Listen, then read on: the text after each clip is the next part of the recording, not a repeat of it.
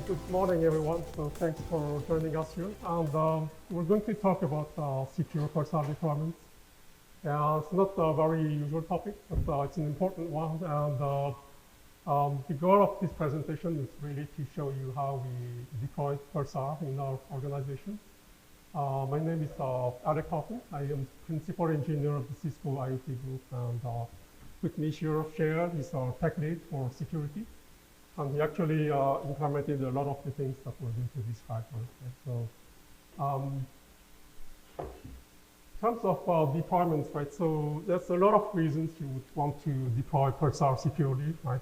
In our case, we run very critical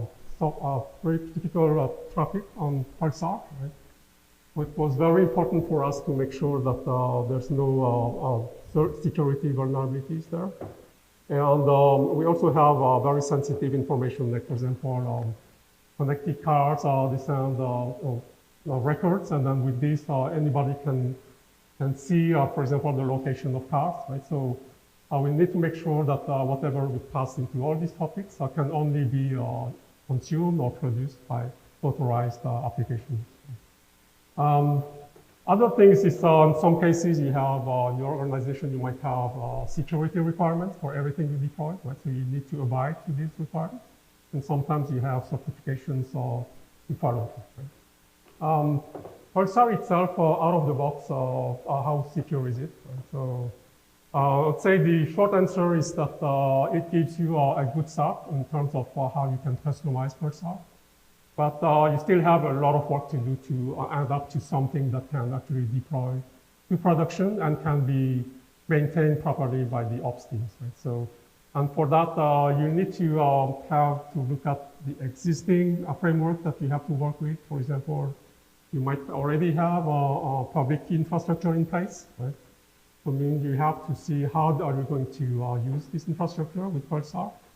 You have other our requirements in terms of operational use of the software. You cannot, like, for example, implement something that's too hard to maintain in production. Right? So you have to see the skill set of your ops teams and make sure that what you come up with is something that you can actually maintain in production. Right? And at the end of the day, there's a lot of trade-off you have to make. Between options that can give you really, really secure Pulsar, but are extremely hard to maintain and hard to configure as well, right? And once you have the trade-offs, you will probably see that in some cases there are missing pieces that will require you to develop additional code to fill all these gaps. Right? And what we're going to show here is really one type of secure deployment. And of course, there's different ways to secure Pulsar. And this is what we do in our deployments. And these baseline requirements are not really out of the ordinary, right? For now, what we have is we have a requirement to scan all of the software that we deploy, including Pulsar. Right? And other requirements are related to encryption. So all the connectivity between components have to be encrypted, and we have to also support authentication and authorization. And in our case, we have also duplication of our Pulsar cluster with geo-replication. So that also introduces another dimension for securing these connections. And the last part is secrets. All is based on secrets, and they have to be stored securely somewhere. And more importantly, we have a policy to rotate all the secrets regularly. And this is usually something that a lot of people don't do because it's pretty hard to operationalize secret rotation. So we're going to talk about how we do this and then all the pros and cons of the options that we choose. For the first requirement is really related to open source software that you run in your customers. Right? So, and this is something that we do for everything that we import from open source. And so you really need to scan them, right? And scan them. And there are tools for that. And the tools will find a list of security vulnerabilities. Right? And then with that list, based on your policy, you will have to make decisions whether you can deploy that version of open source software, or you have to make it some fixes before you can deploy it. Right? So Pulsar is no exception. Pulsar has a lot of open source libraries. And every time you have a new update of Pulsar, you need to run through this workflow again. Right? And this is a continuous work that is needed, because even if you validate one version of Pulsar, right, it could be possible that the next day, because all these tools are based on databases, right? Next day, you could have security vulnerabilities that come in, even though you have scanned it the day before. Right? And that's why this full process, it's really important to have it automated, because you cannot do it manually. Right? Because of the frequency, you have to do it every time you update. So in our case, we integrate all of the Helm charts that we import into our CI/CD system. Right? And the CI pipeline will be in charge of doing all this scanning for us. And that's pretty much the only way that we can sustain this rate of updates. In terms of dependencies, so that's something that was not clear for us like 2 years ago, is when you take a Pulsar distribution, what are the pieces that you need to secure it? So in addition to the Pulsar itself, so in our case, we use Pulsar operator. So that gives you some additional edge in terms of securing this. Like for example, Pulsar operator has an option to enable Istio, right? And that kind of gives you a head start here, because that option will basically help you configure the Istio ingress gateway to talk to the Pulsar brokers, right? But it doesn't deploy Istio itself. Right? So that's still up to you to have to deploy Istio control plane. And there are multiple deployment models of Istio. So, and for us, we picked the simplest one, which is to run one control plane. That runs in the same cluster as Pulsar. And then we only have one service mesh containing Pulsar and all the apps that run in this cluster. Other options are more complex, like a centralized control plane, distributed service mesh. So all those provide additional level of security, but at the expense of much more complex, I think, to put in place all this stuff.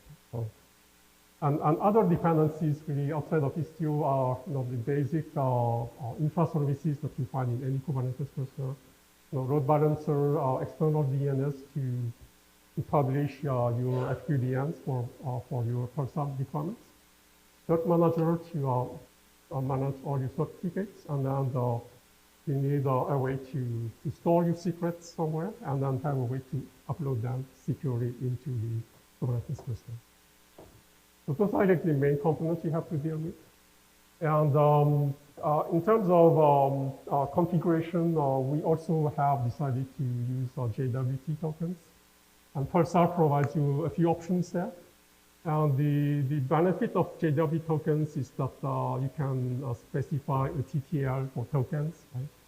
And that way you can, for example, say when you issue a token, you can say you want this token to be valid for, say, 1 week, right?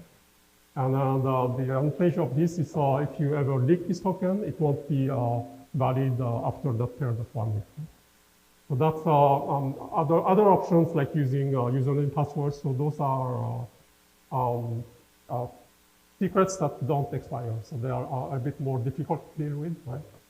And we're going to see for JWT tokens how we are using them and deploying them. Right? And in terms of Pulsar broker access, we also use tokens for defining the permissions of the users. So certain permissions, so we don't want certain type of applications to be able to produce and consume from other types of topics. So this is, I think, a pretty good way to partition your topics, and that gives you additional security level. And for Istio deployments, very quickly, so everything that's in the service mesh, that's kind of taken care of by Istio. Right? So that's really a big help there. And everything is secured with MTLS, and then you basically have ingress gateway, And then connections into this service mesh, like Pulsar brokers, will be using TLS and JWT tokens. And another important thing you have to do when you deploy Pulsar is that there are so many options, right, that you really need to make sure that you turn off everything that you don't need, right? So, you know, things like metrics, Grafana, and those add additional ports, right? And those things, if you don't need them, you need to turn them off, because that means you reduce the exposure of your services. And before I pass the board to share also 3 important secrets that we have to define, because everything will be based on those, right? And these are like the 3 main secrets you have to worry about when you deploy Pulsar. And the first one is a very common one, is the TLS certificate, right? And this one is used to secure all the communication into this service mesh through the Istio ingress gateway. So, and for that, we'll have a slide explaining exactly how you get this TLS certificate and what it looks like. And the second type of secret is a secret that will sign all the JWT tokens, right? The JWT signing keys.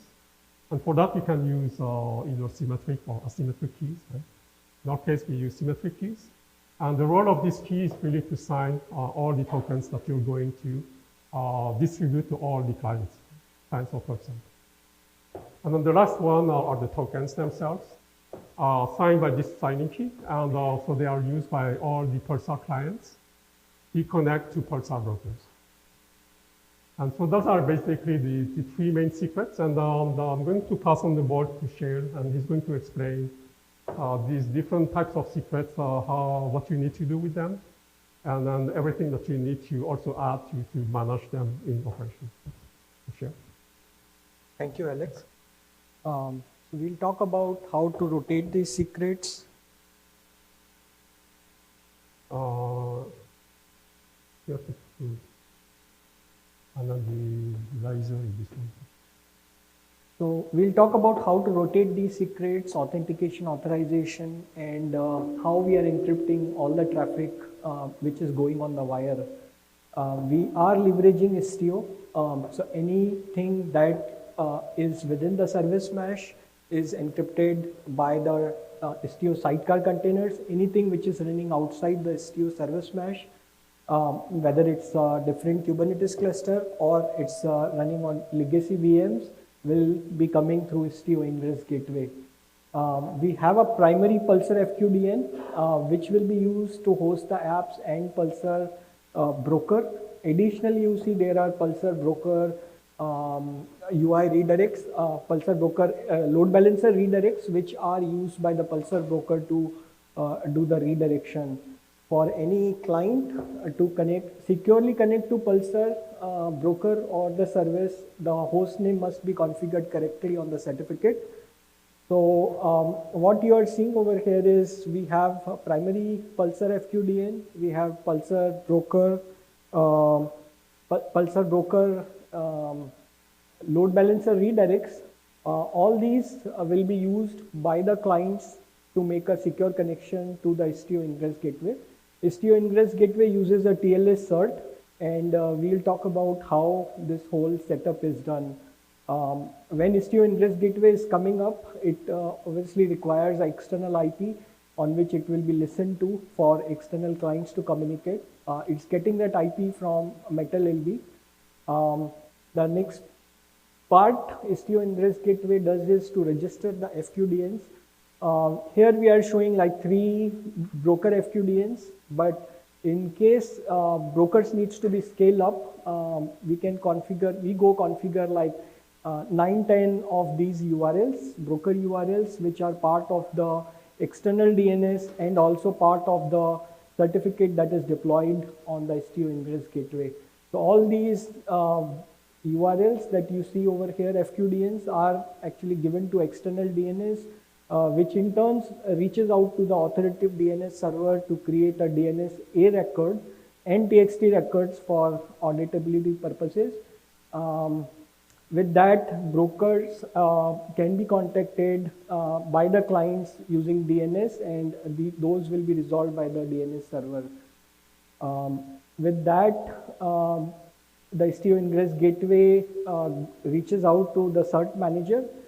It creates a CSR. The CSR is using the V3 extension, where subject alternative name SAN has all the FQDNs listed over here. The CSR goes to from the cert manager, it goes to the vault for signing. We have an intermediate CA running in the same DC, which signs this CSR and hands over back the certificate to Istio Ingress Gateway, and that gets deployed to Istio Ingress Gateway. As you see, we have our own private PKI infrastructure, which includes private root CA, which is highly protected, very less accessible, very long validity, and this is used to create intermediate CAs which are deployed in Vault. They are more accessible by wider number of people, have comparatively shorter validity to root CA, but good enough, like 5 years for it to sign certificates. The certificates that are signed have 90 days validity.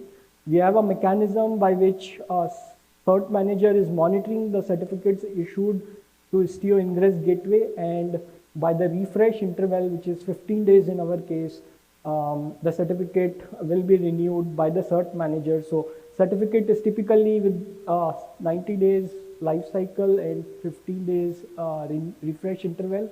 Certificate gets renewed every 75 days and is deployed to Istio Ingress Gateway. The Istio Ingress Gateway takes care of ingesting the new certificate, and there is no restart, nothing required. This is something supported by Istio Ingress Gateway.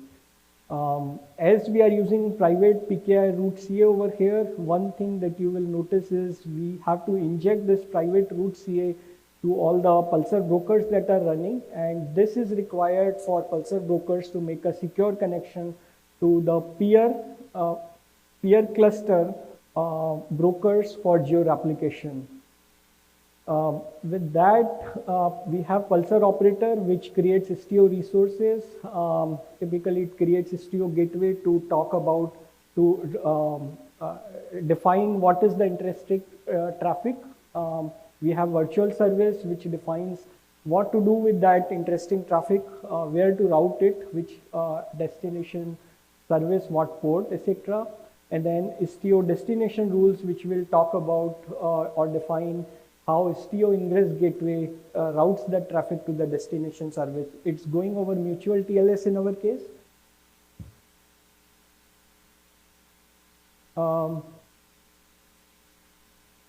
In the next slide, we will talk about JWT token distribution.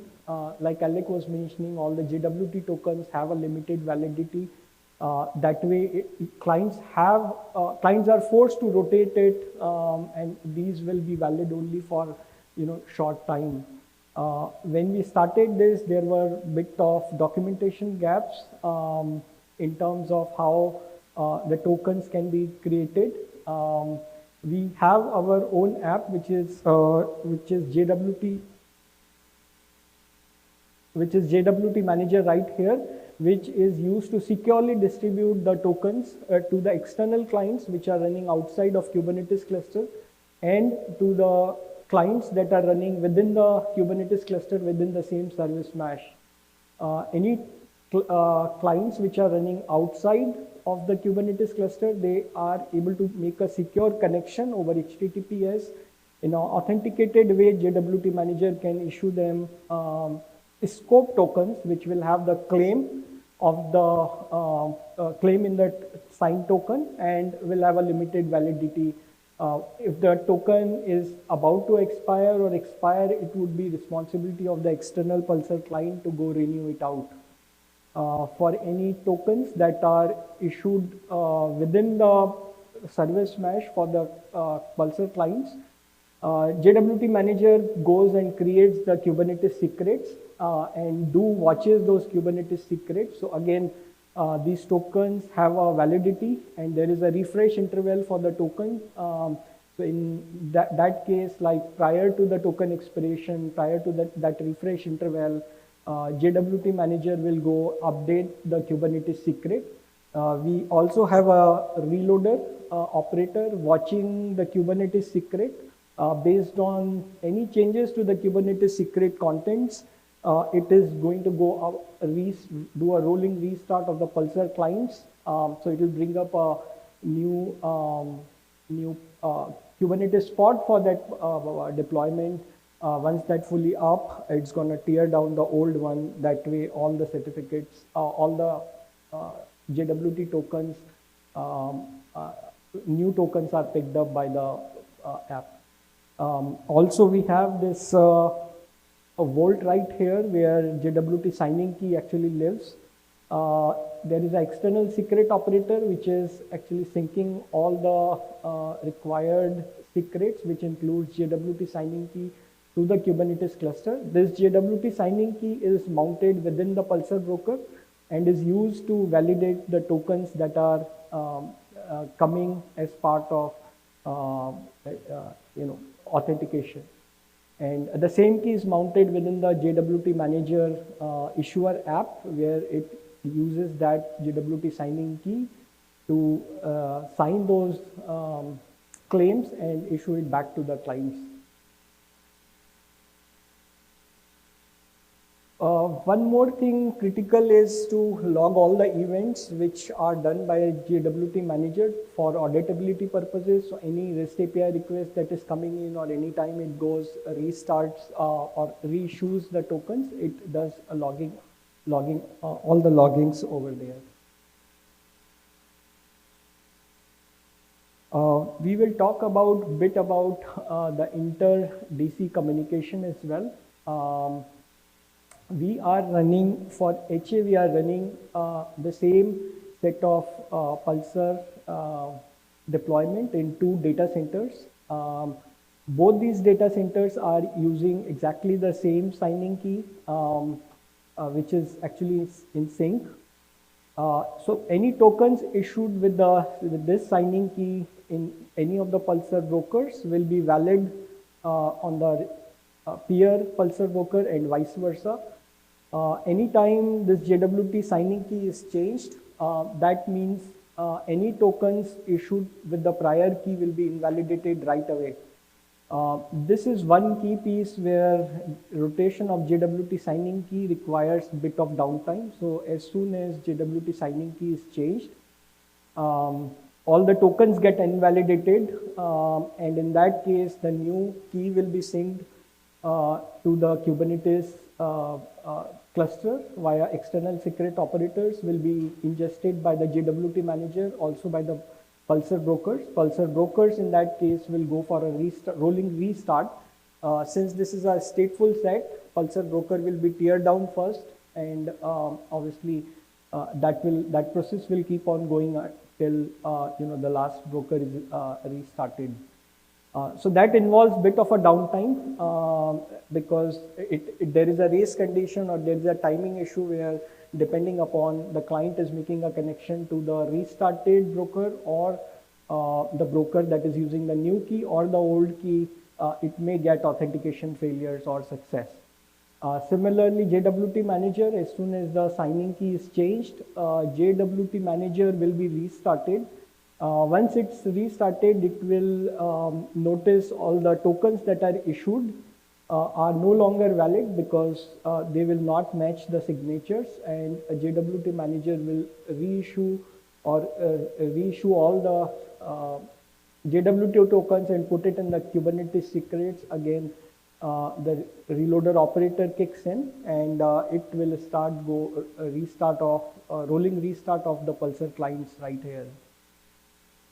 Any connections that you see from one Pulsar broker to the peer cluster Pulsar broker goes over TLS, and it is also authenticated using these JWT tokens.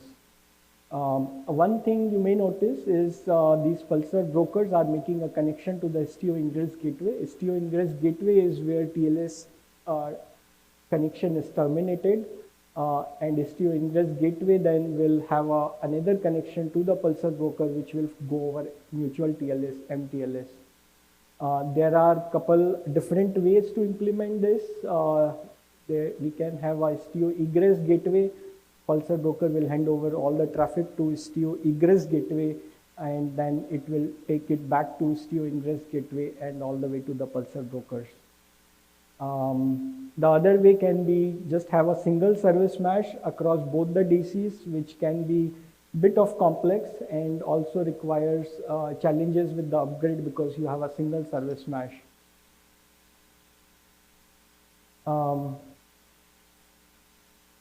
For rotation, we have a requirement to periodically rotate these secrets. So we do rotate all the secrets like we talked in the prior slides. We do rotate all the TLS certificates as well. We do proper logging.